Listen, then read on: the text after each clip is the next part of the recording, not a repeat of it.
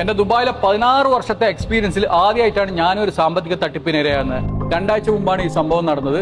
വലിയൊരു എമൗണ്ട് അല്ലാത്തതുകൊണ്ട് ഞാനും അത്ര സീരിയസ് ആയിട്ട് എടുത്തിരുന്നില്ല. അപ്പോൾ ഇന്നലെ യാദൃശികമായി എൻ്റെ ഒരു ഓൺലൈനിലൂടെ പരിചയപ്പെട്ട സുഹൃത്തും ഇതേ ഒരു അനുഭവം പങ്കുവെച്ചപ്പോൾ അത് നിങ്ങളെയും കൂടി അറിയിക്കണം എന്ന് കരുതി. നമ്മളെല്ലാവരും ഓൺലൈനിലൂടെ പർച്ചേസ് ചെയ്ത് പേയ്മെന്റ് ചെയ്യുന്ന ആൾക്കാരാണ്.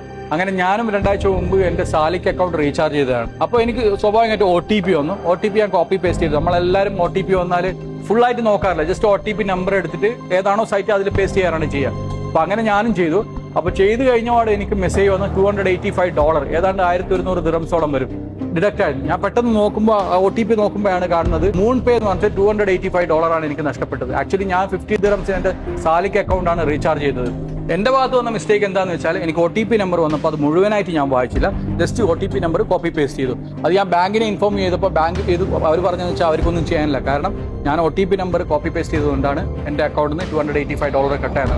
അപ്പോൾ ഞാൻ അവരോട് പറഞ്ഞു ഞാൻ 50 ദിറംസിൻ്റെ സാലിക്കിൻ്റെ OTP ആണ് ജനറേറ്റ് ചെയ്തത്, എനിക്ക് വന്നത് $285. ഞാൻ ചെയ്യാത്തൊരു ട്രാൻസാക്ഷൻ്റെ OTP എങ്ങനെയാണ് അവർ ജനറേറ്റ് ചെയ്യാന്ന് ചോദിച്ചിട്ട് രണ്ടാമതൊരു മെയിൽ അയച്ചിട്ടുണ്ട്. ഇതുവരെ റിപ്ലൈ ഒന്നും കിട്ടില്ല.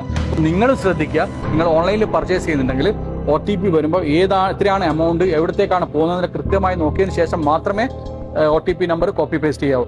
എൻ്റെ ഒരു സുഹൃത്ത് ഇന്നലെ 30 ദിറംസിന് റീചാർജ് ചെയ്യാൻ നോക്കിയിട്ട് അവർക്ക് നഷ്ടമായത് 4000 ദിറംസ് ആണ്. അപ്പോൾ നിങ്ങളും ജാഗ്രത